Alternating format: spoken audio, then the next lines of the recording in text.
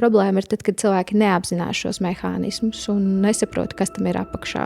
Šķiet, ka pasaule šobrīd skrien ātrāk nekā jebkāda pārmaiņas, izaicinājumi, nenoteiktība. Tā šķiet, ir mūsu visu ikdiena. Zini, ja tu man jautātu, vai es gribu nodzīvot līdz 100 gadiem, un tagad man ir jāievēro kaut kāda diēta, vai es nodzīvošu līdz 90 gadiem, bet es baudu dzīvi, tad es labāk apēdu kaut ko. Bet fonā aug klusiņām cita problēma. Ko uztur speciālists dara psihiatrijas un narkoloģijas centrā? Tu viens pats vari kognitīvi domāt, kad mēs visi esam super gudri un mēs visu kaut ko zinām, bet tas būs kognitīvā līmenī. Pandēmija, ko sauc par mentālās veselības grūtībām, ar ko ikdienā saskarās vairāk kā miljards, taču aiz katra skaitļa ir cilvēks ar savu stāstu, slimību, traumu, trauksmu, izdegšanu, kas bieži vien sēž un domā, kas ar mani notiek.